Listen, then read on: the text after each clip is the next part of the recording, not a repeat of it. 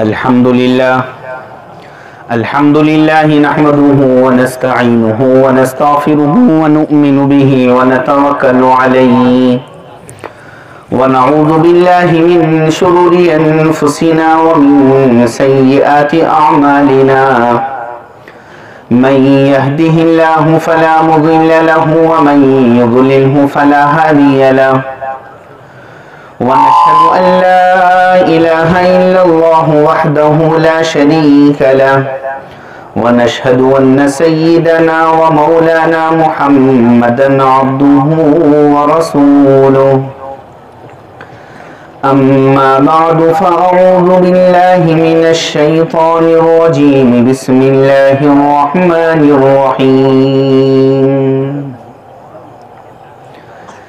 يا أيها الذين آمنوا لا تلهكم أموالكم ولا أولادكم عن ذكر الله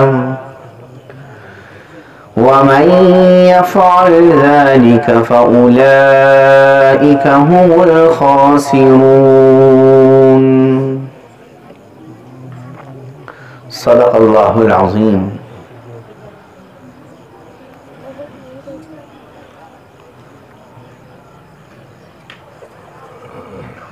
वक़ाल नबी सल्लल्लाहु अलैहि वसल्लम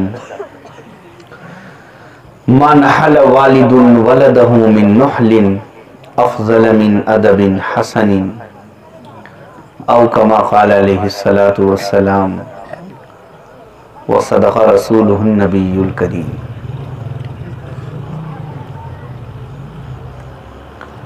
सदर जलसा, स्टेज पर रौनक अफरोज़ उलमाए किराम, कवर गाँव और अतराफ के बाशिंदगान,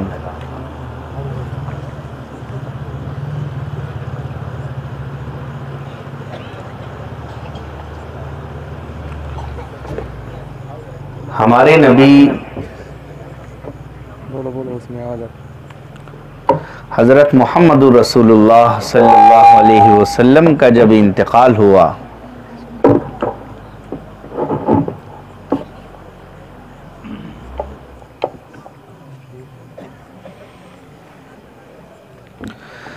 हमारे नबी हज़रत मुहम्मदुर रसूलुल्लाह सल्लल्लाहु अलैहि वसल्लम का जब इंतकाल हुआ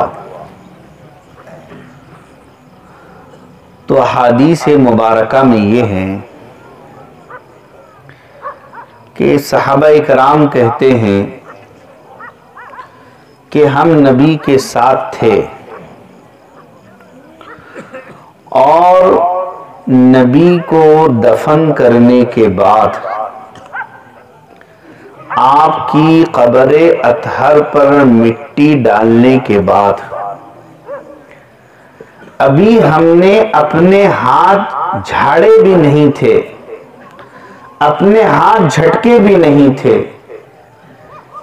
इतना सा फासला कि जिंदगी में हम नबी के साथ थे, आपकी वफात हुई, तदफीन हुई, आपको दफन करने के बाद हमने मिट्टी डाली और मिट्टी डालने के बाद हमने अभी अपने हाथ झाड़े भी नहीं थे, झटके भी नहीं थे।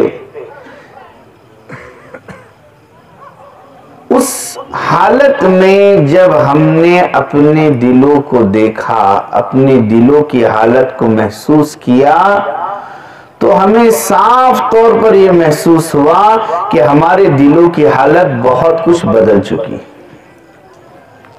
सिर्फ इतना सा फासला, वो जमाना जो नबी के साथ गुजारा था, उस वक्त दिल की जो कैफियत थी, थोड़े से लम्हात गुजरे हैं और अभी नबी से जुदाई हुई है और हम ये महसूस कर रहे थे कि पहले जो हमारे दिलों की हालत थी और अब जो दिलों की हालत है उसमें काफी फर्क है।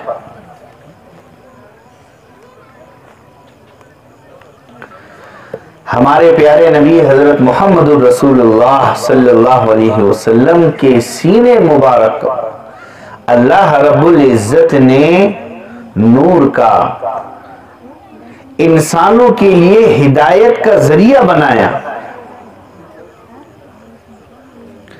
और हमारे प्यारे नबी हजरत मोहम्मद रसूलुल्लाह सल्लल्लाहु अलैहि वसल्लम से मनकूल जो बातें हजरत सहाबा कराम ने इरशाद फरमाई अहादीस मुबारका में ये है कि जितना जमाना नबी से दूर होता चला जाएगा, जितना जमाना दूर होता चला जाएगा, तो हालात उतने ज्यादा बदलते चले जाएंगे।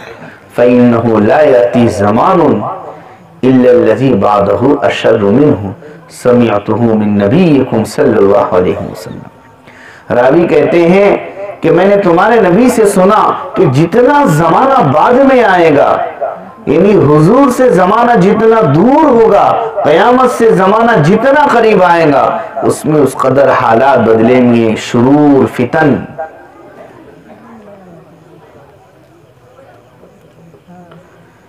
आज हमें गौर करना है, बहुत से लोग हैं जिनकी उम्रें 60 साल 70 साल हो गई, बहुत से लोग हैं जिनकी उम्रें 35-40 साल हो गई।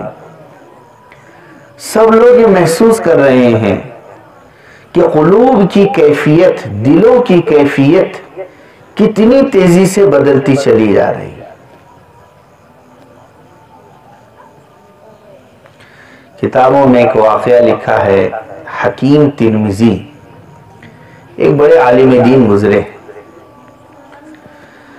जब उनके इंतकाल का वक्त आया, हकीम तिरमिज़ी रहमतुल्लाह अलैह के कुछ दिनों पहले बहुत बूढ़े हो गए थे और बुढ़ापे के आलम में एक मर्तबा वो तन्हाई में बैठे हुए थे। उनके जहन में ये बात आई, तन्हाई में बैठे हुए बुढ़ापे के आलम में, कि जब मैं जवान था और मैं लोगों को मसाइल बतलाता था, उस जवानी के जमाने में एक औरत तन्हाई में मेरे पास आई थी। वो थी, मैं था। वो भी जवान और खूबसूरत औरत थी, मैं भी जवान था। उसने मुझसे मसाइल पूछे, मैंने उसको मसाइल बतलाए, वो औरत चली गई। तो अब ये सोच रहे थे कि मैंने उस जमाने में, उस हालत में, तन्हाई में फायदा क्यों नहीं उठाया, उस औरत से कोई गलत काम क्यों नहीं किया, मैंने मौका हाथ से जाने क्यों दिया। ये सोचने लगे, मैंने उस औरत से ख्वाहिश क्यों पूरी नहीं की, ये सोचने लगे।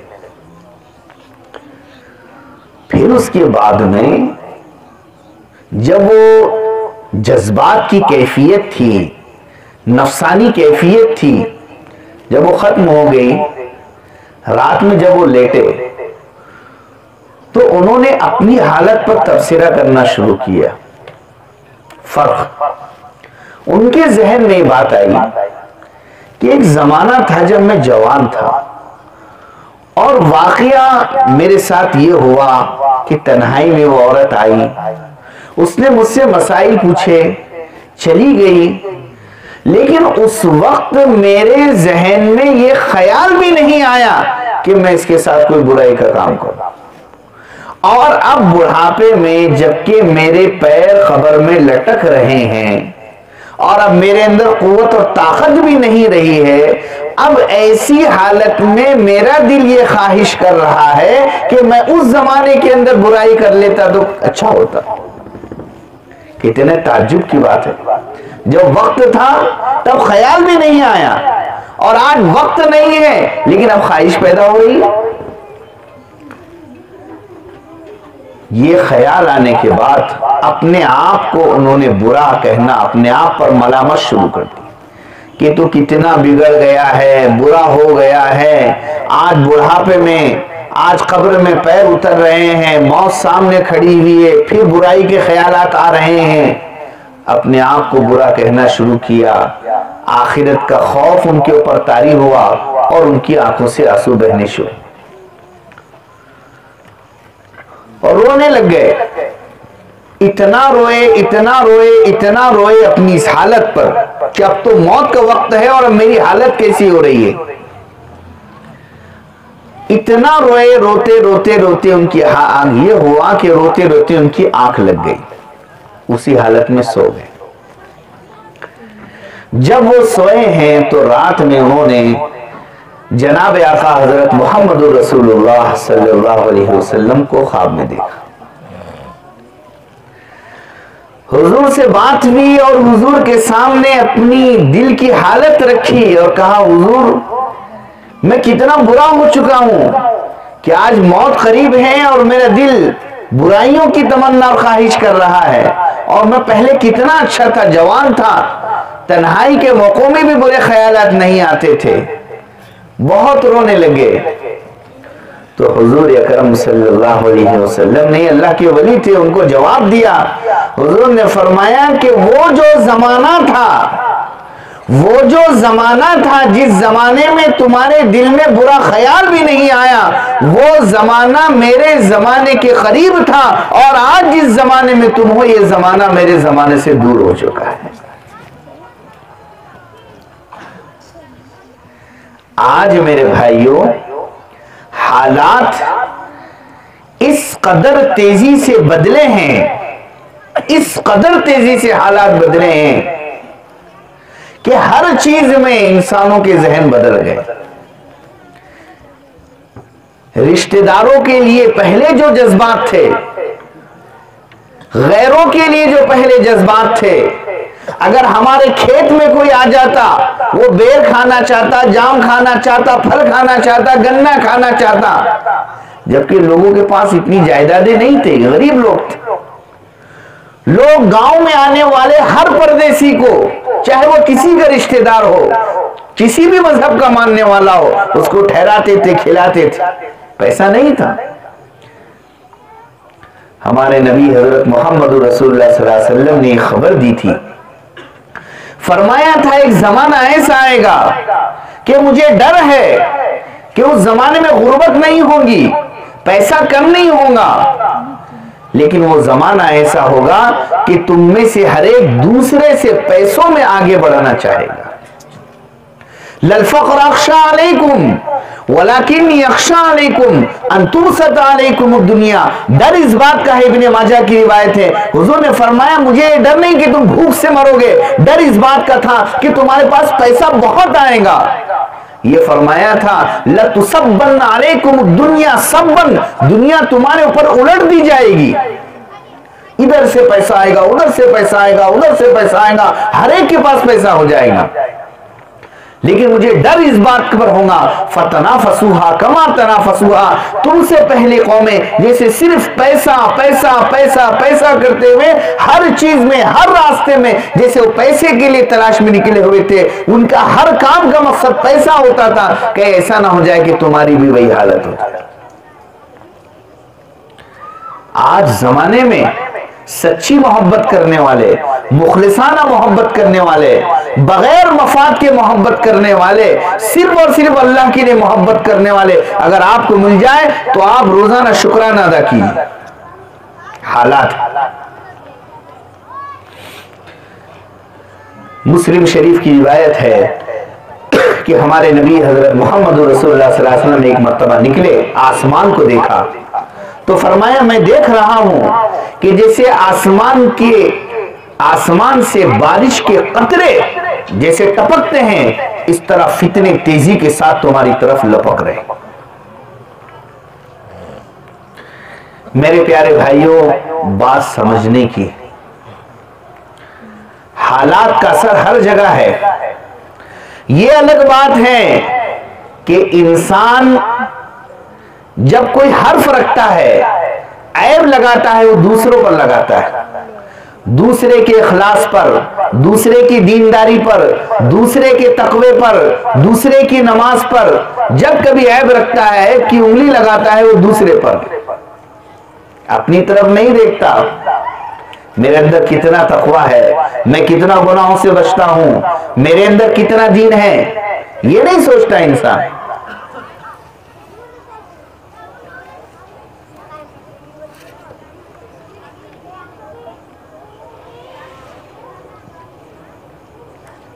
एक शायर ने कहा,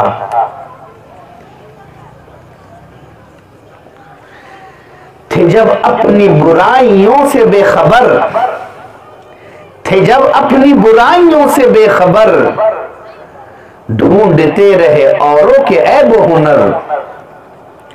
जो पड़ी अपनी बुराइयों पे नजर, जो पड़ी अपनी बुराइयों पे नजर, तो फिर जहां में कोई बुरा न रहा।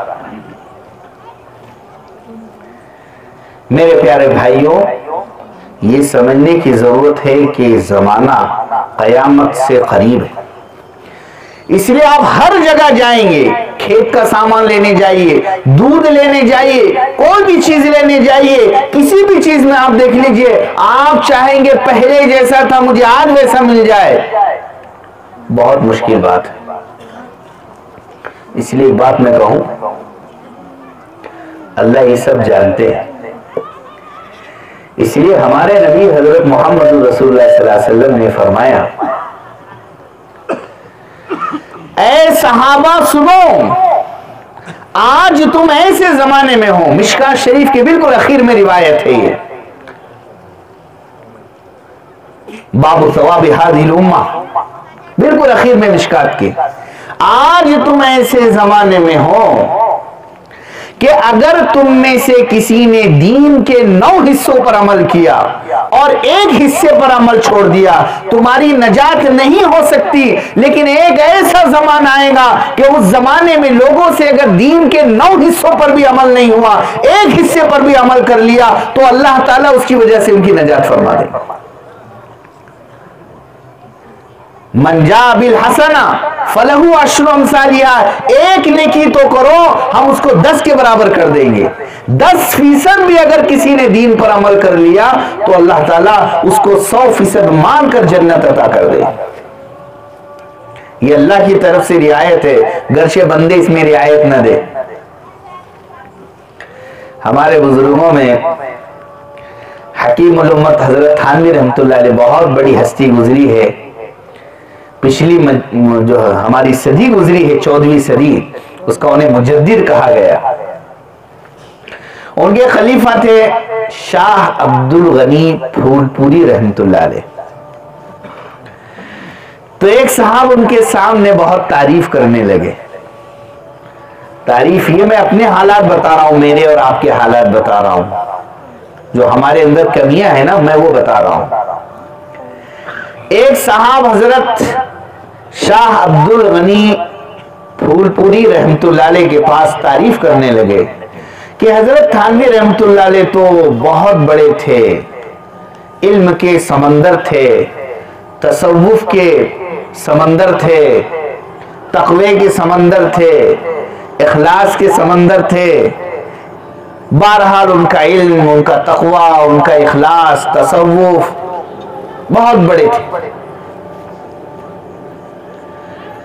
तो हजरत शाह अब्दुल गनी फूलपुरी रहमतुल्लाह अलैह ने फरमाया कि यकीनन वो समंदर थे और हम सब उनकी नहरें। उनके जितने खुलफा है, हजरत भी खलीफा थे, फरमाया हम उनकी एक नहरें हैं और तुम्हारी प्यास बुझाने के लिए समंदर जरूरी नहीं है, तुम्हारी प्यास नहर से भी बुझ सकती। अरे पानी नहर से भी पिया जा सकता है, नहीं पिया जा सकता है, यह समंदर ही जरूरी है?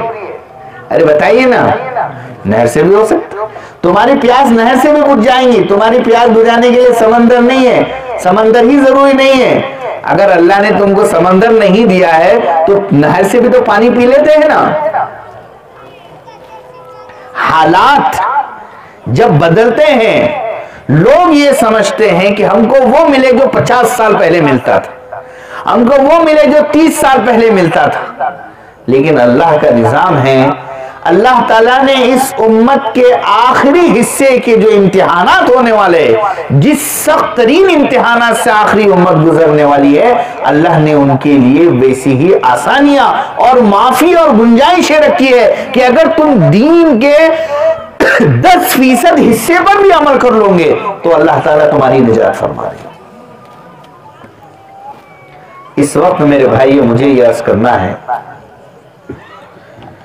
कि अल्लाह ताला ने इस दुनिया में दो नेमतें ऐसी भेजी है जिन नेमतों की वजह से इंसान दुनिया में भी कामयाब होते हैं और आखिरत में भी कामयाब होते हैं। एक नेमत वो है जिसको अल्लाह ताला ने हमारे नबी हजरत मोहम्मद रसूलुल्लाह सल्लल्लाहु अलैहि वसल्लम के साथ उस नेमत को खत्म कर दिया, लेकिन क़यामत तक एक नेमत अल्लाह ताला ने अपने बंदों पर रहम करते हुए नेमत बाकी रखी। दो नेमतें, एक नेमत है जिससे इंसान बनते हैं, जिससे इंसान मुसलमान बनते हैं, जिससे इंसान अपने आप को कामयाब कर लेते हैं। पहली नेमत है नबूवत। जिस नबूवत को देकर अल्लाह ताला अपने बंदों को भेजते हैं, उनको नबी बनाते हैं, ताकि ये अंबिया, ताकि ये नबी इंसानों को जीना सिखाए, खाना पीना सिखाए, रहना सिखाए, जिंदगी के आदाब सिखाए, एक दूसरे के हुकूक सिखाए। मेरे भाइयों, अल्लाह की कसम, आज अगर कोई इंसान इस दुनिया में सुकून में है तो उसका सरचश्मा सिर्फ और सिर्फ अंबिया इकराम अलैहिमुस्सलाम, जिन्होंने इंसानों को अच्छी बातें सिखाई और वो बातें इंसानों में चली, और आज इंसानों को उन बातों से सुकून मिल रहा है। चाहे वो किसी भी मजहब के मानने वाले हो, अगर उनके अंदर अच्छी बातें हैं तो अंबिया के सीनों से वो बातें निकली। लेकिन नबियों का ये सिलसिला जो आदम अलैहिस्सलाम से चल रहा था, हमारे प्यारे नबी आखिरुज़्ज़मा खातमुन नबिय्यीन हजरत मोहम्मद रसूलुल्लाह सल्लल्लाहु अलैहि वसल्लम पर जाकर खत्म हो गया। आपके बाद कोई नबी पैदा नहीं होगा। और एक नेमत जिससे हमेशा इंसानों को इंसान बनाया गया, इंसानों में अच्छाइयां पैदा की गई, उनको सही रास्ता बतलाया गया, और कयामत तक वो नेमत रहेगी, वो है इल्म की नेमत। अंबिया इकराम अलैहिमुस्सलाम पर अल्लाह ने जब इस नेमत को उतारा है, उन्होंने जगह जगह अल्लाह का शुक्राना अदा किया कि आपने हमें नबूवत की नेमत दी, आपने हमें इल्म की नेमत दी। नबियों ने इस नेमत पर शुक्र अदा किया। वलक़द आतैना दाऊद व सुलैमान इल्मा वक़ाला अल्हम्दुलिल्लाहिल्लज़ी फ़ज़्ज़लना अला कसीरिन मिन इबादिहिल मुमिनीन। उन्होंने शुक्र अदा किया इस नेमत पर। ये समझ लीजिए, मस्जिद के अंदर 1000 हो, 1 लाख हो, 10 लाख मुक्तदी, लेकिन इमाम साहब जो होते हैं, अगर उनकी नमाज सही है तो सबकी नमाज सही। जो अहमियत इमाम साहब को हासिल है, वही अहमियत इबादत हो, अमल हो, दुनिया के अंदर सारी अच्छाइयां हो, उनके मुकाबले में इल्म को वो अहमियत हासिल है। क्यों? इल्म के जरिए से इंसान अपने सही रास्ते को तय करते हैं। जैसे रोशनी के जरिए से अंधेरे में इंसान सही रास्ता तय करता है, ऐसे ही इल्म के जरिए से इंसानों की ज़हनियत सही होती है, वो बातों को समझते हैं। अगर इल्म नहीं होगा तो इंसान जानवर बन जाएंगे। दुनिया के तमाम अंधेरों, तमाम झगड़ों, तमाम गुमराहियों का इलाज सिर्फ और सिर्फ इल्म है। जैसे यहां जितना अंधेरा है, इस पूरे अंधेरे का इलाज सिर्फ और सिर्फ रोशनी। ये बताइए मुझे आप, रोशनी के अलावा इस अंधेरे का कोई इलाज है? अरे है कोई इलाज? अरे है कोई इलाज? इस अंधेरे का रोशनी के अलावा कोई इलाज नहीं है। ऐसे ही इंसान बने, इंसानों के दरमियान से झगड़े खत्म हो, इंसानों की ज़हनियत सही हो, सही मौक़िफ़, सही नजरिया इंसानों का जो बन सकता है, वो सिर्फ और सिर्फ इल्म से बन सकता है। और मैं आपको बताऊं, हमारे नबी के जैसे सैकड़ों मौजिज़ात है, हजारों मौजिज़ात है। उन मौजिज़ात में से अल्लाह ने हमारे नबी के साथ ये खास इनाम फरमाया है कि हमारे नबी ने फरमाया, बुखारी शरीफ की रिवायत है कि क़यामत तक अल्लाह ताला इस उम्मत में ऐसी जमात को, ऐसे लोगों को बाकी रखेंगे, चाहे उनकी कितनी भी मुखालफत हो, उन्हें बुरा भला कहा जाए, वो लोग दीन की हिफाजत करते रहेंगे। मुहद्दिसीन ने कहा है इससे मुराद उलमा है। एक बात कान खोलकर सुन लेना, बराह रास्त सुनने वाले भी सुन ले और बिलवास्ता सुनने वाले भी सुन ले। आलिम दीन मुमकिन है किसी उज्र की बुनियाद पर उससे किसी अमल के अंदर कोताही हो रही हो, लेकिन इस उम्मत का आलिम दीन ईमान फरोश कभी भी नहीं हो सकता। कभी आपको गलत मसला नहीं बतलाएगा, कभी भी यह नहीं हो सकता कि वो आपको गलत मसला बतलाए, नहीं हो सकता। हो सकता है वो अपने अमल में जिस मेयार पर होगा, अगर उसको मसला मालूम नहीं होगा, वो किसी बड़े आलिम और मुफ्ती से मालूम कर कर बतलाएगा, चाहे आप उसको लाखों रुपया दे दो, लेकिन कभी भी वो ईमान फरोशी नहीं करेगा। ये पूरी उम्मत के उलमा का हाल है और आज तक अल्लाह ने इस इल्म को महफूज रखा है। क़यामत तक उलमा रहेंगे।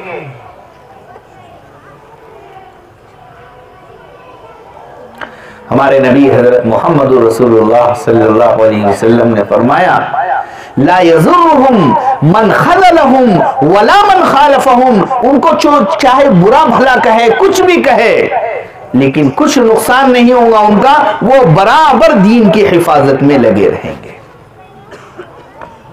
मेरे प्यारे भाइयों, देखिए, शैतान जो गुमराह करता है, एक गुमराही वो होती है जो अमल के जरिए से होती है और एक गुमराही वो होती है जो नजरिए के जरिए से होती है। जो गुमराही इंसान के अमल के जरिए से हो वो तो छोटी होती है, लेकिन शैतान अगर ख्यालात, नजरियात को अगर किसी के बदल दे तो वो गुमराही बड़ी खतरनाक गुमराही होती है। जैसे मिसाल के तौर पर एक शख्स है, जाती तौर पर उसने शराब पिया, वो बुरा समझ रहा है कि मैंने शराब पिया, बुरा काम किया, इसका जो नुकसान होगा वो उसको होगा। लेकिन एक शख्स है जो गांव के अंदर लोग उसको समझदार समझते हैं और अगर वो लोगों से ये कहता है कि नमाज पढ़ना कोई जरूरी नहीं है, ये जो लोग मौलाना लोग बोलते हैं ऐसा अमल करो वैसा अमल करो, कोई जरूरी नहीं है, ये जो बातें वो कर रहा है, जो नजरिया उसका है, इस नजरिए के जहर से हजारों लाखों लोग गुमराह हो जाएंगे। अरे बात समझ में आ रही है? बात समझ में आ रही है? एक इंसान अगर कोई कोताही करता है, वो उसको बुरा समझता है, उसका नुकसान सिर्फ उसको रहता है, लेकिन जिसका जहन खराब हो जाए, जिसका दिमाग खराब हो जाए, उसका नुकसान लाखों लोगों तक पहुंचता है। अकबर ने एक नजरिया पेश किया था कि घर में बुत भी रखे जा सकते हैं, मूर्तियां भी रखी जा सकती है, कोई बात नहीं है, कोई मजहब की पाबंदी जरूरी नहीं है, मुशरिका औरतों से, हिंदू औरतों से शादी भी की जा सकती है, कोई बात नहीं है। नाम रख दिया दीन इलाही, अजीब अजीब नजरियात उसने पेश कर दिया, तौहीद कोई जरूरी नहीं। उस वक्त में अल्लाह ने हजरत मुजद्दिद अल्फसानी रहमतुल्लाह अलैह को खड़ा, उनको जेल में कैद किया गया। वो एक आलिम दीन थे, शेख अहमद सरहिंदी रहमतुल्लाह अलैह। जब आप जाएंगे पंजाब तो वहां पर सरहिंद है, वहीं उनकी कब्र है।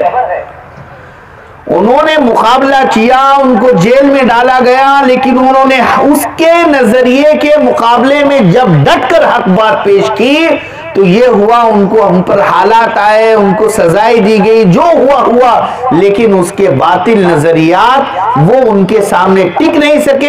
दूध का दूध, पानी का पानी हो गया और उसके नजरियात वहीं पर खत्म हो गए, वहीं पर दफन हो गए और उसके नजरियात आम मुसलमानों में आ नहीं सके। इस मुल्क के अंदर उस वक्त का गैर मुनक़सिम हिंदुस्तान बच गया, वरना अगर उसका नजरिया चल जाता कि दीन पर अमल कोई जरूरी नहीं है, तौहीद कोई जरूरी नहीं है, तो अरबों लोग जहन्नम में चले जाते।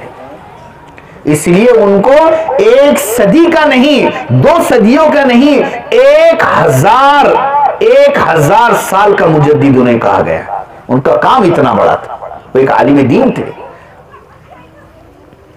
मेरे भाइयों, इस बात को समझिए, आज एक नजरियाती जंग हो रही है। नजरियाती जंग यह हो रही है कि तुम अपनी औलाद को दुनिया सिखाओ, दुनिया पढ़ाओ। यह एक नजरियाती जंग हो रही है। क्यों? आज मामला वो हो गया है जो कुरान ने कहा था। कुरान ने कहा था, कल्ला बल तुहिब्बूनल आजिला, तुम दुनिया से मोहब्बत करते हो, व तज़रूनल आखिरा, तुम आखिरत को छोड़ते हो, बल तुसिरूनल हयातद दुनिया, तुम दुनिया को फौकियत और तरजीह देते हो, वल आखिरतु खैरुन व अबका, जबकि बाकी रहने वाली चीज आखिरत है और बेहतर आखिरत है। आज स्कूल और कॉलेजेस का मकसद सिर्फ और सिर्फ, आप किसी से पूछिए, आप अपने बच्चों को स्कूल में क्यों डाल रहे हैं, आप अपने बच्चों को कॉलेजेस में क्यों डाल रहे हैं? स्कूल और कॉलेजेस में आज से 20 साल, 25 साल, 30 साल, 50 साल पहले अगर कोई अपने बच्चे का एडमिशन कराता था तो उससे कहा जाता था, क्यों एडमिशन? वो कहते भाई हमारे बच्चों को पढ़ना लिखना आ जाए, हमारे बच्चे अच्छे हो जाए, इनकी तरबियत हो जाए, इनकी जो है इनकी जिंदगी में सलीका आ जाए, इनके अंदर अदब आ जाए, बड़ों का अदब आ जाए, तरबियत हो जाए। लेकिन आज स्कूल में डालने का मकसद सिर्फ और सिर्फ पैसा है, पैसे के अलावा कुछ नहीं। ये बच्चा नाच रहा है, गुनाह कर रहा है, बुराइयां कर रहा है, मोबाइल का गलत इस्तेमाल कर रहा है, स्कूल में नहीं जा रहा है, चीटिंग कर रहा है, इम्तिहान इसका जैसा हो रहा है तैसा हो रहा है, किसी को कोई मतलब नहीं है भाई हमारे बच्चे को एक डिग्री मिल जाए और डिग्री मिल जाने के बाद में उसकी पैसों का कुछ हो जाए, बस इतना मकसद। तालीम का मकसद तरबियत नहीं रही, जबकि तालीम का मकसद था तरबियत, लेकिन मकसद नहीं बल्कि अब तालीम का मकसद पैसा हो गया। मैं एक बात सवाल करूं, सब जवाब देंगे? जरा कौन कौन जवाब देंगे हाथ उठाओ थोड़ा सा, ताकि मुझे समझ में आए कि आप लोग मेरी बात समझ में आए। हिंदुस्तान में आज करप्शन हो रहा है, रिश्वत का बाजार गर्म है ना? करप्शन ये पढ़े लिखे लोग कर रहे हैं या बेपढ़े लिखे लोग कर रहे हैं? अरे ऑफिसेज में कौन है बेपढ़े लिखे लोग हैं क्या? सबसे ज्यादा करप्शन जहां चले जाइए, रिश्वत जहां है, ये कौन कर रहे हैं?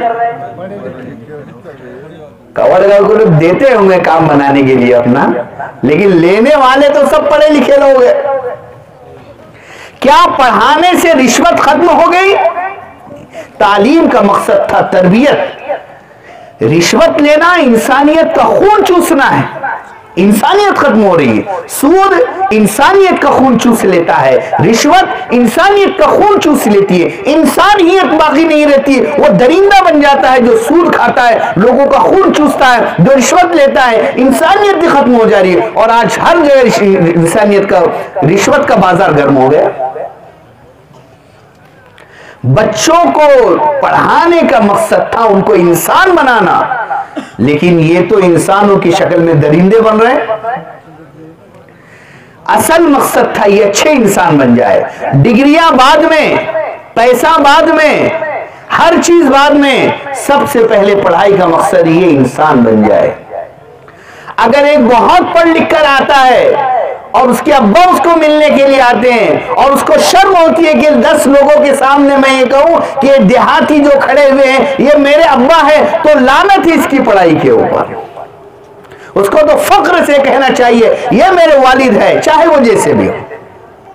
लेकिन ये अगर अपने आप को पढ़ा लिखा समझ रहा है, काबिल समझ रहा है, और ये 10 लोगों के सामने इस बात से शर्मा रहा है कि ये मेरे अब्बा हैं, मेरे वालिद हैं, जिनके एहसानात है कि उन्होंने मुझे पढ़ा लिखाया, वो कहने से अगर शर्मा रहा है तो इसके अंदर की इंसानियत खत्म हो गई है, जिसके अंदर अपने बाप की भी इज्जत बाकी नहीं रही।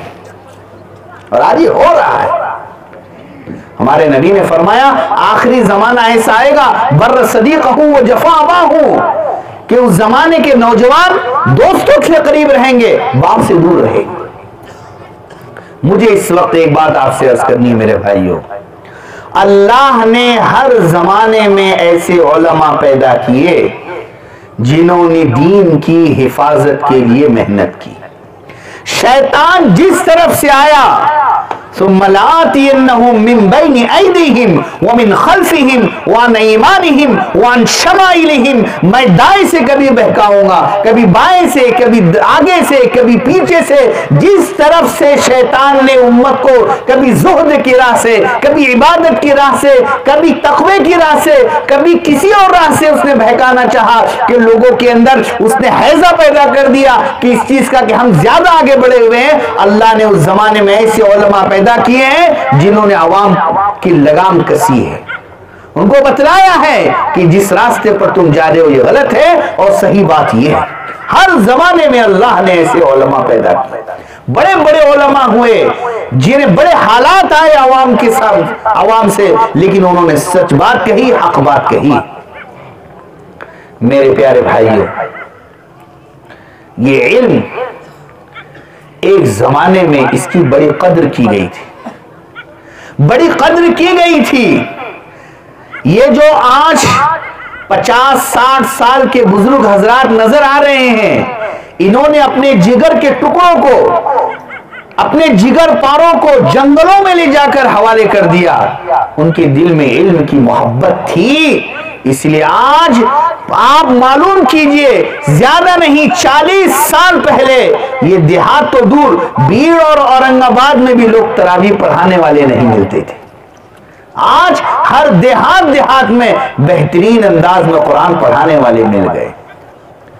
मस्जिदों में नमाजें नहीं होती थी, इक्का दुक्का लोग नमाज पढ़ते थे। आज रमजान मुबारक में मस्जिदों में जगह मिलना मुश्किल हो गई है, मगरिब में जगह मिलना मुश्किल हो गई है।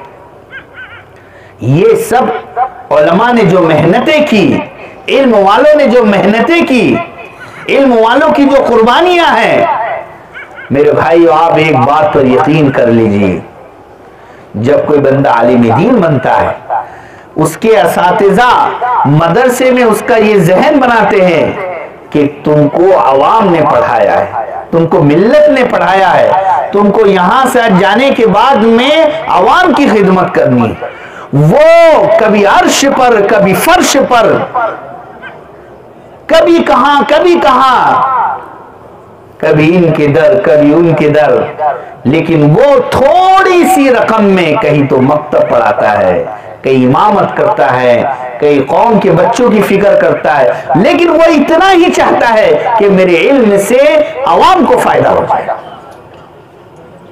वो ये नहीं सोचता कि मेरे हालात खराब चले, चलो मैं खेती करता हूं, चलो मैं तिजारत करता हूं। नहीं, उसका दिल बस चाहे मैं जैसे हालात में हूं, लेकिन मुझे इल्म को फैलाना है, इल्म की खिदमत करनी है। और आज ये 30-40 साल में जो मेहनत हुई, आप पूरे मराठवाड़े में चले जाइए, अल्हम्दुलिल्लाह हजारों मस्जिदें बनी और हर जगह उलमा है, हर जगह हुफ्फाज है, और हर जगह सिर्फ मर्दों नहीं औरतों के लिए भी पढ़ाने वाली लड़कियां भी तैयार हो गई है। अल्लाह ने इतना अच्छा इल्म का माहौल बनाया है। 40 साल पहले आप पूछ लीजिए, 4 लोग मस्जिद में नमाज पढ़ने के लिए नहीं मिलते थे। ये फायदा हुआ, आज लोग दीन पर बाकी है, वरना 40-50 साल पहले क्या हाल था, क्या दीन का हाल था। लोग सिर्फ मुहर्रम की वजह से अपने आप को मुसलमान समझते थे। मुहर्रम के अलावा कोई चीज नहीं थी उनके पास जिससे अपने आप को मुसलमान समझे। आज अल्लाह का करम है कि लोग रोजा रख रहे हैं, उस जमाने में लोग रोजा नहीं रखते थे। कुरान जहां जो सीखना चाहता है, दीन पर मसाइल पर अमल करना चाहता है, अल्लाह ने हर जगह उलमा को फैला दिया। अब मेरे भाइयों हालात बदले। अब मैं जो आपको बात बतलाना चाह रहा था, जहां से मैंने बात शुरू की थी कि हालात का बड़ा असर होता है। अब क्या हो गया है, हर आदमी ये सोचता है और हर आदमी ये सोच रहा है कि मेरे बेटे को मुझे पैसा कमाने वाला बनाना है, पैसा कमाने वाला। और उसने देख लिया कि अब मेरा बच्चा अगर ग्रेजुएट नहीं होगा, खूब असरी तालीम अच्छी हासिल नहीं करेगा, तो वो नाखानदा जाहिल माना जाएगा, उसकी तरक्की नहीं होगी। इसलिए अब मुसलमान ये सोच रहा है कि मेरा बच्चा सिर्फ और सिर्फ दुनिया पढ़ ले, अच्छी से अच्छी, बड़े से बड़े कॉलेज में चले जाए, मेरी लड़की बड़े से बड़े कॉलेज में चली जाए। लेकिन अब उसको शौक बाकी नहीं रहा कि मेरा बच्चा ये दीन भी हासिल करे, इल्म भी हासिल करे। ठीक है, हालात को देखते हुए मैं आपको बतलाना चाहता हूं, हालात को देखते हुए अब हमारे उलमा ने यह तय किया है कि तमाम मदारिस में कोई मदरसा ऐसा नहीं बचेगा, कोई मदरसा ऐसा नहीं बचेगा कि जिस मदरसे के अंदर पढ़ने वाले हुफ्फाज या उलमा वो असरी तालीम से दूर रहें। अब ऐसा नहीं होगा। अब उम्मत के हालात समझ लिए हैं, अब बातिल जिस अंदाज से आ रहा है उसको उलमा ने देख लिया है।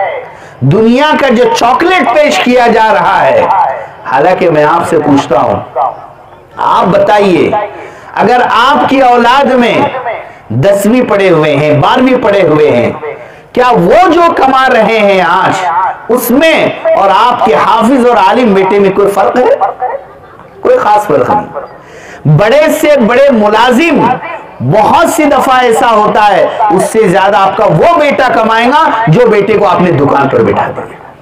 छोटी सी दुकान पर बैठने वाला बड़े से बड़े मुलाजिम पर भारी हो जाता है। सेठ अंगूठा छाप होते हैं, उनको अपना नाम भी सही लिखना नहीं आता और उनका मुलाजिम ग्रेजुएट होता है। अरे ऐसा है या नहीं है? ये तो तकदीर का निजाम है। लेकिन सिर्फ हमने जो सोच लिया है कि अब हमको दुनिया चाहिए। मेरे भाइयों, ये एक शैतान नए अंदाज से हालात को इस मुल्क में लेकर आया है ताकि मुसलमानों को इल्म से, मदारिस से, कुरान से दूर कर दे। आप में बहुत से दावत के साथी भी बैठे हैं, उलमा है। मैं आपसे कहूंगा कि आप बीती पढ़िए, शेखुल हदीस मौलाना ज़करिया साहब रहमतुल्लाह अलैह की आप बीती पढ़िए। आपको मालूम होगा आप बीती जब पढ़ेंगे कि हिंदुस्तान की जब ये आजादी का जमाना चल रहा था, अंग्रेज ने अंग्रेजी तालीम को लाजिम कर दिया था। उस वक्त में हजरत मौलाना इलियास साहब रहमतुल्लाह अलैह ने हजरत मदनी रहमतुल्लाह अलैह की मदद से अंग्रेज के खिलाफ दिल्ली में जलसे लिए ताकि कुरान की तालीम हमारे बच्चे पढ़े, हमारे बच्चों पर अंग्रेजी तालीम लाजिम न की जाए। इस तरह के जलसे हजरत मौलाना इलियास साहब रहमतुल्लाह अलैह ने दिल्ली में लिए। आप भी थी पढ़ी। क्यों? मुसलमानों के बच्चों के लिए असल ग़िज़ा, उनके ईमान को बचाने वाली चीज वो है कुरान।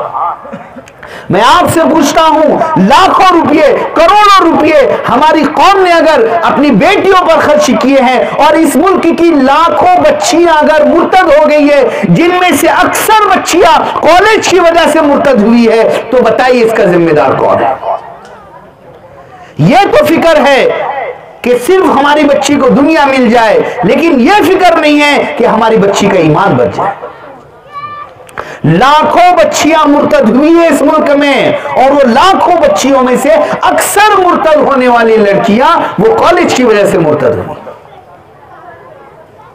कौन है? अरे एक भी अगर लड़की मुर्तद होती तो पूरी मिल्लत की शर्म से निगाहें झुक गई एक की वजह से। यहां तो एक नहीं, सैकड़ों नहीं, हजारों नहीं, लाखों लड़कियां इस मुल्क में मुर्तद हो चुकी है कॉलेजेस की। क्या समझते हैं आप कि सिर्फ लाखों लड़कियां मुर्तद हुई है? लाखों लड़कियां नहीं, लाखों खानदान मुर्तद हो गए, लाखों नस्लें मुर्तद हो गई। इसलिए अपनी ज़हनियत को बदलिए। अगर इस मुल्क के अंदर, इस मुल्क का मुसलमान ये चाहता है कि अगर उसका ईमान बचे, उसकी नस्लों का ईमान बचे, तो हर चीज में जो हमारे उलमा इस वक्त बात पेश कर रहे हैं उन बातों को समझना पड़ेगा, अपनी तंग नजरी को दूर करना पड़ेगा, और हर एतबार से दीन का जो भी तकाजा आपके सामने आएगा, जो बात समझाई जाएंगी, उसके लिए आपको खड़ा होना पड़ेगा। मैं एक बात आपको बताता हूं, कोई मस्जिद किसी एक शख्स से नहीं चलती, कोई मदरसा एक शख्स से नहीं चलता, और अगर चलते हैं तो उसके नुकसानात बहुत ज्यादा होते हैं। मसाजिद हो, मदारिस हो, दीनी तंजीमें हो, ये सब के सब हमारे पास अमानत है। ये आज के लिए नहीं, ये क़यामत तक आने वाली नस्लों के ईमान के बचाने के लिए अमानत है। मस्जिदों को बचाना आप में से हर मुसलमान की जिम्मेदारी है। इस मुल्क के हर मदरसे को बचाना इस मुल्क में बसने वाले हर मुसलमान की जिम्मेदारी है। अगर नहीं बचाएंगे, आज इनकी फिक्र नहीं करेंगे, तो मेरे भाइयों क्या गारंटी है कि हमारी नस्ल दीन पर बाकी रह सकती है? आज समझना पड़ेगा, एतराजात खत्म करने पड़ेंगे, जबान को लगाम देनी पड़ेगी, दिल को बड़ा करना पड़ेगा, ख्यालात में वुसात पैदा करनी पड़ेगी, दीन के हर काम में मददगार बनना पड़ेगा, एतराज करना छोड़ना पड़ेगा, तब जाकर इस मुल्क के अंदर इस्लाम और मुसलमानों को तरक्की हो सकती है। एक जमाना था, देहात देहात में दावत के साथी आगे बढ़े, गांव वाले आगे बढ़े, उन्होंने किसी दूर दराज से हाफिज साहब को लाए बिठाए, माशाल्लाह मदरसा खड़ा हो गया। जगह जगह मदरसे, जगह जगह मदरसे। तो आज अल्लाह का करम यह है कि वहां उलमा बने, हुफ्फाज बने, उनके खानदान के लोग, उनके गांव के लोग खड़े हुए, और अल्लाह का करम है कि आज हमारा दीन और ईमान महफूज है। इसलिए मेरे भाइयों, आज समझने की बात यह है कि दूसरी जो नेमत हमें दी गई, इल्म की नेमत, ये इल्म की नेमत हमारे लिए वो रहबर है, वो गारंटी और वो जमानत लेने वाली वो बात है जिसके जरिए से हमारा दीन बच सकता है। और हमारे नबी हजरत मोहम्मद रसूलुल्लाह सल्लल्लाहु अलैहि वसल्लम ने फरमाया कि अल्लाह को अगर क़यामत शुरू करनी होगी तो अल्लाह कैसे क़यामत शुरू करेगा? अल्लाह को अगर क़यामत लानी होगी तो अल्लाह कैसे क़यामत लाएगा? हमारे नबी ने फरमाया, अल्लाह ताला क़यामत इस तरह लाना शुरू करेंगे, वलाकिन यक़बिज़ुल इल्मा बिक़ब्ज़िल उलमा। अब एक बात आप समझ लीजिए, आप वकील के ऑफिस में जाते हैं, डॉक्टर के दवाखाने में जाते हैं, आप देखते हैं वहां बहुत सी किताबें, अरे देखते हैं ना किताबें, लेकिन आप किसी किताब को हाथ लगाकर उसमें से निकालकर आपका वो कोर्ट का जो मसला है वो हल नहीं करते, दवा जो आपको चाहिए वो आप उसमें से नहीं देते, बल्कि आप वकील साहब से बात करते हैं, आप डॉक्टर साहब से बात करते हैं, जबकि वहां किताबें लगी हुई हैं। क्यों? हर चीज लिखी हुई होती है, लेकिन लिखी हुई चीज को जो निकालने वाला माहिर होता है वही सही रहनुमाई कर सकता है। और कुरान तो असल, अल्लाह ने फरमाया कुरान वो है जो अहले इल्म के सीनों में है, सीनों से सफीरों में, सीनों से कागजात में तो मजबूरी में इसलिए लाया गया कि नए नए लोग मुसलमान हो रहे थे, वरना हुजूर के जमाने में हर एक के सीने में कुरान रहता था। हजरत अबू बकर सिद्दीक रज़ियल्लाहु अन्हु का दौर, हजरत उमर फारूक रज़ियल्लाहु अन्हु का दौर, सीने में कुरान रखते थे, जरूरत नहीं थी हाथ में कुरान की, इसलिए कि असल जगह कुरान की सीना है।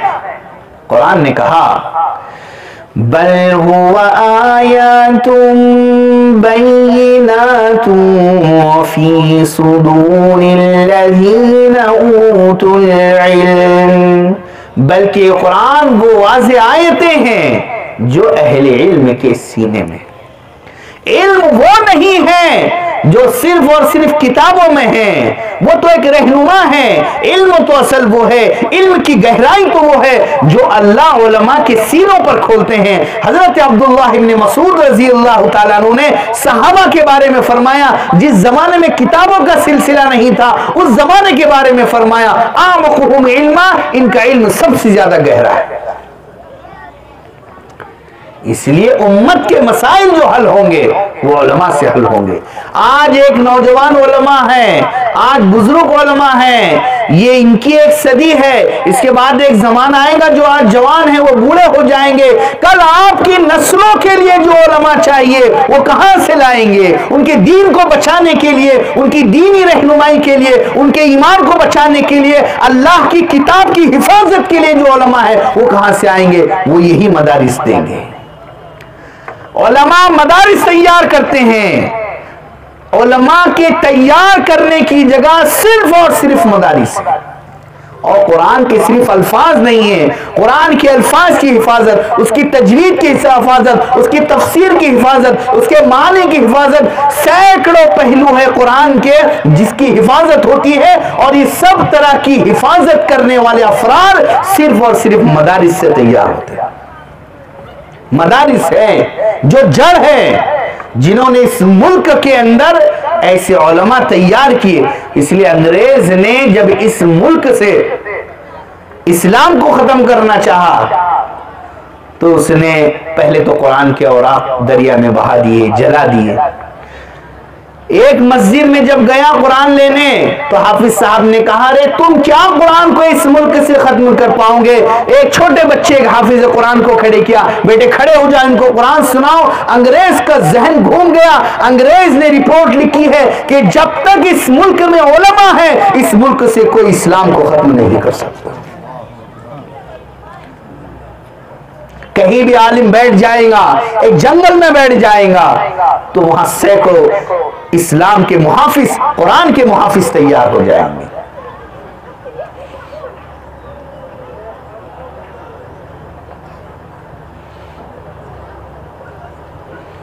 किसी शायर ने कहा है,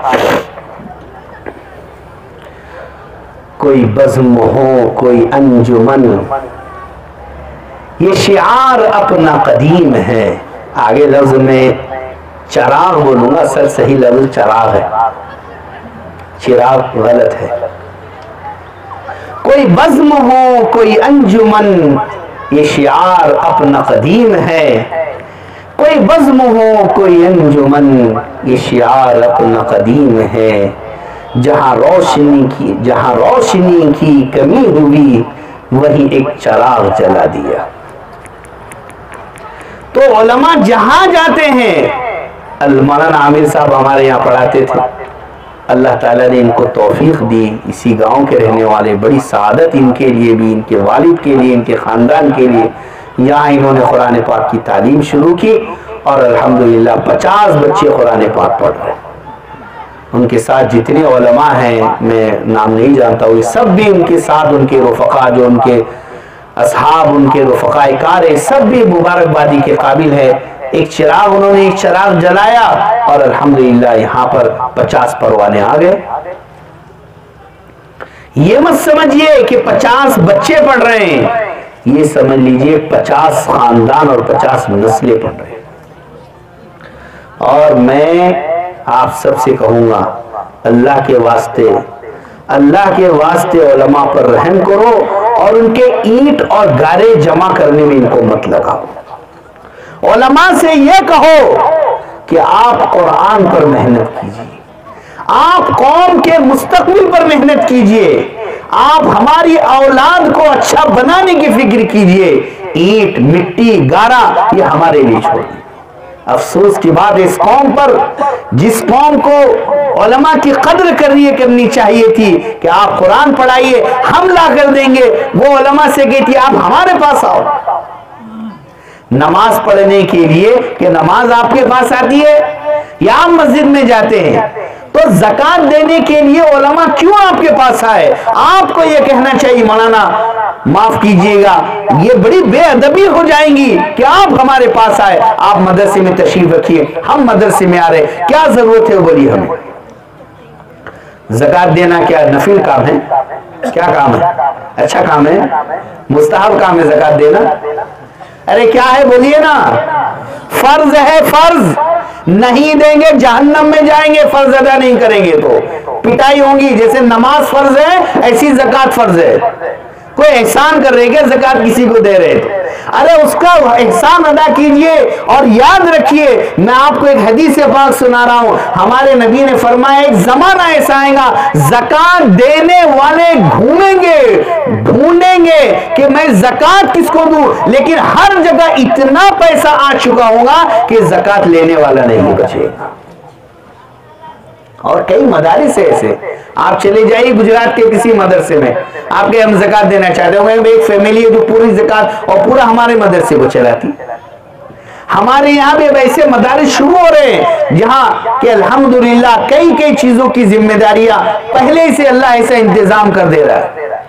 अगर हमारी ज़कात कोई कबूल करता है तो ये उसका एहसान है कि उसने हमारी ज़कात कबूल, हमारा फर्ज अदा हुआ। इसलिए मेरे भाइयों, अगर ये मदरसा या कोई भी मदरसा अगर कामयाब होगा तो कामयाबी इससे नहीं है कि उलमा आपके पास आए, कामयाबी इससे है कि आपका मदरसे से ताल्लुक। कामयाबी सिर्फ पैसों से नहीं है, कामयाबी मोहब्बतों से है।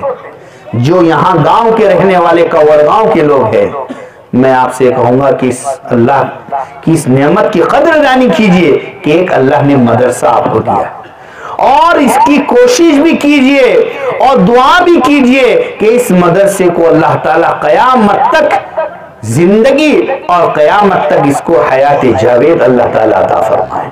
क़यामत तक ये मदरसा चलता रहे, आपकी नस्लें, आपकी पीढ़ियां इस मदरसे से फायदा उठाए। 50 बच्चे आज है, जितने गांव के बच्चे आप उनको भी भेजिए, आने जाने वाले बच्चों को भी भेजिए। कोई खाने वाले बच्चे ही थोड़ी जरूरी है। गांव के अंदर एक लड़का हो या एक लड़की हो बगैर इल्म के नहीं रहना चाहिए। देखो एक बात साफ साफ सुन लो, कोई बच्चा लड़का हो लड़की हो आप स्कूल को नहीं भेजेंगे ऐसा तो हो ही नहीं सकता। स्कूल से को भेजना मजबूरी है। इसके बगैर न लाइसेंस बनने वाला है, न इसके बगैर पासपोर्ट बनने वाला है, इसके बगैर हर मुश्किल आगे डॉक्यूमेंट्स में खड़ी होने वाली है। इसलिए आपको तो बच्चों को स्कूल में भेजना ही भेजना है। लेकिन आज जो हालात चल रहे हैं, आपने सुना है नई तालीमी पॉलिसी, सुना है? सुने भी नहीं होंगे बहुत से लोगों ने। नई तालीमी पॉलिसी आई है। नई तालीमी पॉलिसी में हो सकता है भजन भी हो सकता है जो जो उसके अंदर चीजें हैं वो हमारे इस्लामी बुनियादों से न मिलने वाली, टकराने वाली चीजें भी हो, और वो होगी। लेकिन हमें इस वक्त फिक्र ये करना है कि हमारे जो बच्चे स्कूल और कॉलेज में जा रहे, लड़के हों लड़कियां हों, उनका ईमान कैसे बचे। मैं आपको औरंगाबाद का एक वाक़या बताता हूँ, और मैं इससे पहले भी कई बार बताया कि एक साहब काफी पढ़े लिखे हैं, बहुत बड़े ओहदे पर हैं। वो मुझे मिले, उन्होंने मुझे बताया कि मेरा बच्चा मुक्का है, बोलना नहीं आता।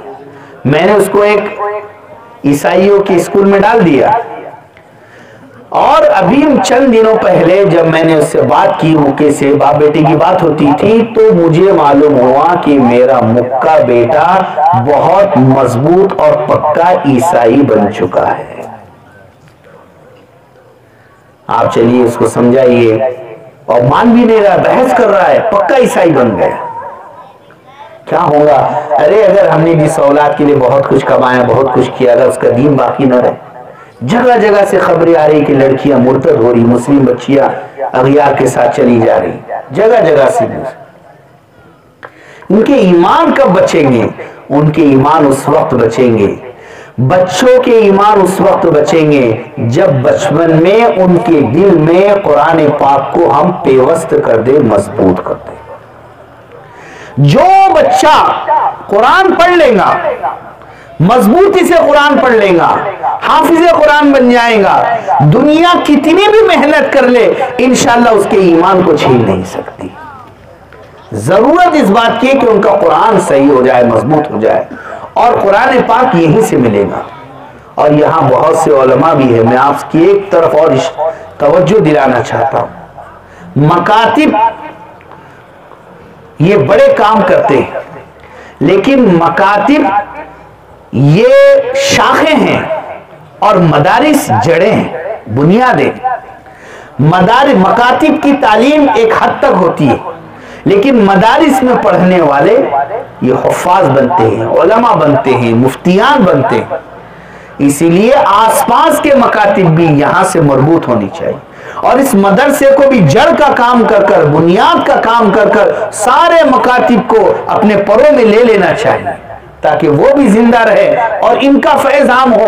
वहां जो बच्चे मकातिब में अपनी तालीम मुकम्मल करे, वो यहाँ कुरान पढ़ने हाफिज बने, हाफिज बनने के बाद आलिम बने। अब एक बात रह गई जिसको और मुझे थोड़ा अच्छे अल्फाज में समझाना है, वो ये कि हमारे जहनों में बात आ रही है कि बच्चा हाफिज बनेगा, आलिम बनेगा, वो ठीक है, लेकिन दुनिया का क्या है? मैंने उसको समझाया कि आगे चलकर बहुत जल्द हर मदरसे का निजाम ऐसा बनेगा कि वो बच्चा एक वक्त में हाफिज बनने के साथ, आलिम बनने के साथ वो स्कूल की भी तालीम हासिल कर रहा होगा। और गवर्नमेंट ने तो इसको पास कर दिया कि 18 साल के अंदर 12वीं तक तालीम उसकी कम से कम हो जानी चाहिए। 12वीं 15वीं तक की उन्होंने इसको डिक्लेयर कर दिया तालीमी पॉलिसी में। तो अब हर जगह ये चीज चलने वाली। और आज अल्हम्दुलिल्लाह अक्सर मदारिस के अंदर बच्चे हाफिज कुरान में बन रहे। हमारे यहाँ इंसान 4 बच्चे एक बैठक में कुरान सुना रहे, और वो चारों के चारों बच्चे 10वीं का भी इम्तिहान दे रहे हैं। तकरीबन अक्सर बच्चे ऐसे हैं जो यहाँ भी हैं और उनके कहीं ना कहीं इम्तिहानात हो रहे हैं, कहीं ना कहीं उनकी जो है तालीम चल रही है, और अल्हम्दुलिल्लाह अपने पास भी चल रही है, कुछ टीचर्स पढ़ाते हैं। हर जगह अल्हम्दुलिल्लाह मदारिस में भी इस बात की कोशिश की जा रही है कि मुसलमानों के बच्चे जिस तरह दीनी तालीम हासिल कर रहे हैं, इसी तरह वो ग्रेजुएट भी बने, इसी तरह वो अच्छी सनदें भी हासिल करें, असली तालीम में भी आला हो, और उसके साथ साथ दीन दुनिया दोनों के साथ में वो तरक्की करे। इसकी अल्हम्दुलिल्लाह कोशिशें मदारिस में भी की जा रही है। इसलिए दोनों चीजें, लेकिन पहली चीज, अव्वल चीज, सबसे पहले हमारे नजदीक ईमान है, और बच्चों की जो ग़िज़ा है वो है कुरान। बच्चों की ग़िज़ा क्या है? अरे बोलिए ना, क्या है? हमारे नबी हजरत मोहम्मद रसूलुल्लाह सल्लल्लाहु अलैहि वसल्लम जब मेराज पर गए ना, तो देखा कि एक जगह एक दरख्त पर इब्राहीम अलैहिस्सलातु वस्सलाम टेक लगाए हुए वहां बैठे हैं, और दुनिया में जो छोटे बच्चे इंतकाल कर जाते हैं, हजरत इब्राहीम अलैहिस्सलाम उम्मत के छोटे बच्चों को जो बचपन में इंतकाल कर जाते हैं, इब्राहीम अलैहिस्सलाम उनको कुरान पढ़ा रहे हैं। तो बच्चों की ग़िज़ा तो क्या है? अरे क्या है बच्चों की ग़िज़ा? सही ग़िज़ा उनकी। इसलिए कि जितना मजबूत कुरान बचपन में होता है, 13 साल तक जो बच्चा हाफिज बन गया, उसके बाद अगर हाफिज बनता है तो पुख्ता हाफिज नहीं होता। असल जमाना यही जमाना होता है। इसके साथ साथ मेरे भाइयों, जितने उलमाए दीन हैं, आप इनकी इज्जत करें, इनकी कद्र करें, इनका एहतराम करें कि ये पूरे इस्लाम और पूरे मुसलमानों की जानिब से दीन की हिफाजत में लगे हुए। खास तौर पर ये मदरसा, तो इस मदरसे की भी कामयाबी इसमें है कि आपका इससे ताल्लुक। इस मदरसे की कामयाबी इसमें नहीं है कि मौलाना आमिर साहब या यहाँ के असातिज़ा आपके पास आए। इस मदरसे की कामयाबी इसमें है कि आप बार बार इस मदरसे के अंदर आए। आप कहें मौलाना क्या जरूरत है बताइए, आटे की जरूरत हम भेज देते हैं, गेहूं की जरूरत है हम भेज देते हैं, गोश्त की जरूरत है हम भेज देते हैं, पैसों की जरूरत है, कितनी तनख्वाह है असातिज़ा की, चलिए इस महीने की हम 10 दोस्त मिलकर कर देते हैं। अगर आप इनको यहां अपने काम में लगाए रखते हैं और आप इस मदरसे की सरपरस्ती करते हैं, आप इस मदरसे के अंदर बार बार आते हैं, आप इस मदरसे की जरूरतों का ख्याल करते हैं, तो यकीनन ये मदरसा कामयाब है। और अगर आप मदरसे के अंदर वालों को मदरसे से बाहर के कामों में लगा देते हैं, तो फिर मदरसे का निजाम कौन देखेगा? मेरे भाइयों, जितना आप इस बात का ख्याल रखेंगे इतना ही उलमा की इज्जतों में इजाफा होगा। हमारे बुजुर्गों का हरगिज ये मंशा नहीं था कि उलमा अवाम के पास चलने के लिए जाए, ये अवाम की जिम्मेदारी है कि वो उलमा के पास आए, वो मदारिस में। अच्छा, यहाँ जो बच्चे पढ़ रहे हैं वो किसके हैं? उलमा के थोड़ी, ये सारी कौम की पूरी मिल्लत के लिए फिक्र कर रहे हैं और पूरे अतराफ के लिए फिक्र कर रहे हैं कि पूरे अतराफ के तलबा आए और आने के साथ साथ जो है ये इल्म से बहरावर हो। मेरा एक सफर हुआ था कोकन में। कोकन में एक मदरसा था जो हमने देखा, हमारे साथ जो रहबर थे उन्होंने बताया इस मदरसे के अकाउंट में 25 लाख रुपया, क्योंकि यहाँ बाहर लोग रहते हैं, बाहर वालों ने डाल दिए, अकाउंट में डाल दिए पैसे, लेकिन अवाम का मदरसे से कोई रब्त और ताल्लुक नहीं। सब कुछ है यहाँ, मदरसे की जगह है, बिल्डिंग है, पैसा है, लेकिन मदरसे में तलबा ही। और ऐसे बहुत से मदरसों का हाल होता चला जा रहा है कि जहां पर लोग सब कुछ मौजूद है लेकिन लोगों का मदरसों से ताल्लुक न होने की वजह से कौम के बच्चे सिर्फ और सिर्फ दुनिया में लगे। आज आप देख रहे हैं छोटे बच्चे, दिन में भी उनके हाथ में मोबाइल, रात में भी मोबाइल। अगर इस उम्र के अंदर ये सही रास्ते पर नहीं आएंगे तो हमारा ही नुकसान। अल्लाह ताला ने ये जो मदरसा दिया है और जितने भी मदारिस जहां पर है हमको कदर करने की जरूरत है। मैं यहाँ कवरगांव वालों को मुबारकबाद दूंगा कि आपके लिए, आपकी नस्लों के लिए अल्लाह ने इदारा आपको अता फरमाया है और माशाल्लाह मालूम हुआ इसके अंदर कब्रिस्तान भी है, इसकी भी एक अच्छी खासी जमीन है। उसी के साथ साथ आप हजरात ने मदरसे के लिए भी इंतजाम किया। ये आप हजरात की नेक दिली की बात है कि आपने अपने लिए फिक्रे की है। इसके साथ साथ आप फिक्रे करें कि आए दिन ये मदरसा तरक्की करे और यहाँ जितने बच्चे हैं सब के सब यहाँ से मुस्तफीद व फायदा उठाए। इसी के साथ साथ जो बड़ी औरतें हैं आज इनके अंदर जहालत, बेदीनी अभी भी बाकी, इसलिए इस बात की भी आप कोशिश करें कि बड़ी उम्र की औरतें भी कुरान सीखे। बहुत सी बड़ी उम्र की औरतें ऐसी हैं जिनको नमाज ही पढ़ना नहीं आती, अभी भी नमाज पढ़ना नहीं आता। ये कौन फिक्र करेगा? अल्लाह क़यामत के दिन मर्दों से पूछेंगे कि मैंने तुमको कहा था वामुर अहलक बिस्सलाह, अपनी बीवी को नमाज के लिए कहो, तुमने कहेगा नमाज के लिए? हमको जवाब देना है बीवी की नमाज का। इसलिए औरतों के लिए भी आप उलमा के पास आएंगे, आपकी दिलचस्पी को देखकर इनकी भी हिम्मत बढ़ेगी।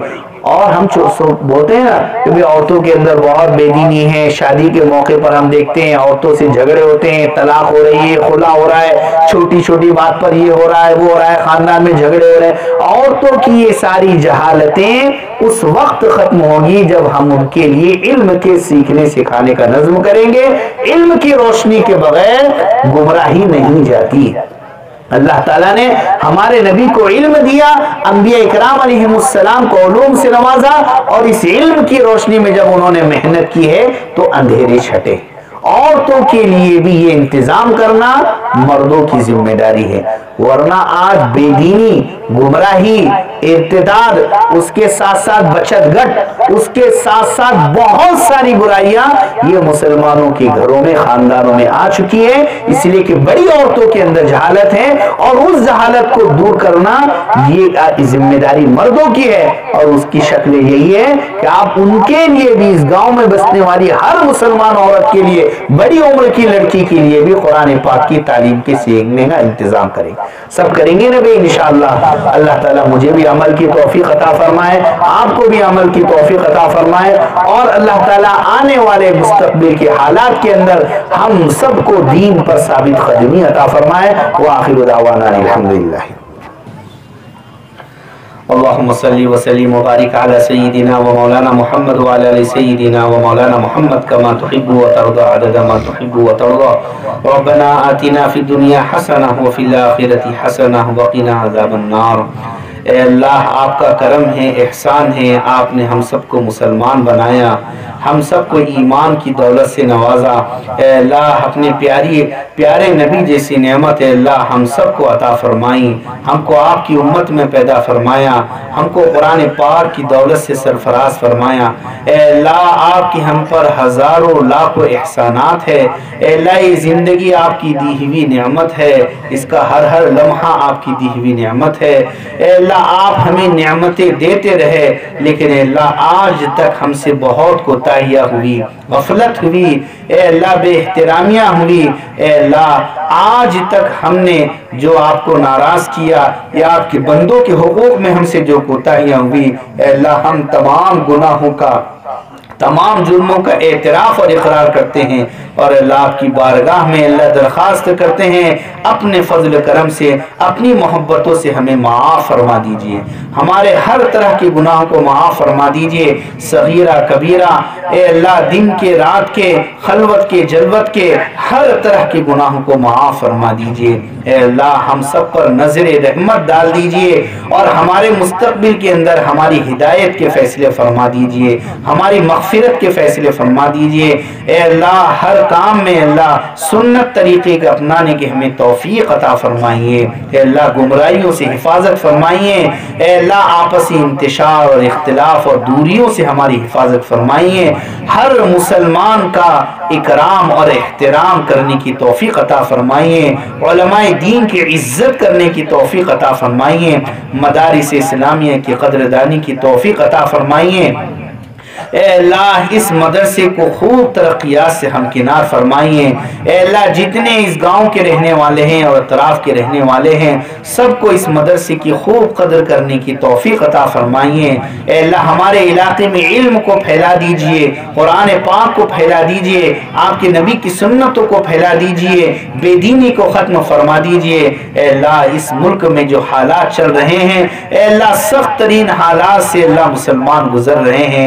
ए अल्लाह हम इकरार करते हैं ये सब कुछ हमारे गुनाहों की वजह से हुआ है। ए अल्लाह हम आपको नाराज करते रहे, आप हमसे नाराज है, इसलिए सब हालात हम पर आए हैं। ए अल्लाह हम अपनी जानिब से और पूरी उम्मत की जानिब से अल्लाह गुनाहों की माफ़ी मांगते हैं। ए अल्लाह हमें माफ़ फरमा दीजिए। इस्लाम और मुसलमानों के लिए इस मुल्क में हालात को बेहतर फरमा दीजिए। फिरका परस्तों को, बातिल परस्तों को ए अल्लाह ख़त्म फरमा दीजिए, नेस्त तो नाबूद फरमा दीजिए। ए अल्लाह इस मुल्क में अमन, प्यार, मोहब्बत, ए अल्लाह माशती, अल्लाह सलामती को आम फरमा दीजिए। हमारे और बरादरान वतन के दरमियान में मोहब्बतों को आम फरमा दीजिए, दूरियों को ख़त्म फरमा दीजिए। ए अल्लाह मौला करीम यहाँ आज इस जलसे में जितने मुसलमान दूर दराज से हाजिर हुए हैं, सबके कारोबार में, खेतियों में बरकत अता फरमाइए। ए अल्लाह सबकी रोजी में बरकत अता फरमाइए, सबके घरों में बरकत अता फरमाइए। इनमें से जो बीमार हैं उनको सेहत अता फरमाइए, जिनके घरों और खानदानों में लोग बीमार हैं उन्हें सेहत अता फरमाइए। इनकी औलाद को, इनकी नस्लों को दीन के लिए कबूल फरमा लीजिए। दुनिया और आखिरत की हर खैर और बरकत से इन्हें मालामाल फरमा दीजिए। ए अल्लाह इस मदरसे इन्हें खूब मोहब्बत करने की तौफीक अता फरमाइए और इस मोहब्बत के तुफेल में इनकी नस्लों में दीन को जिंदा फरमाइए, इनकी नस्लों में इल्म और उलमा को जिंदा फरमा दीजिए, इनकी नस्लों की हिफाजत फरमाइए। ए अल्लाह हमारी नस्लों की हिफाजत फरमा लीजिए, क़यामत तक हमारी नस्लों को दीन पर साबित कदमी अता फरमाइए।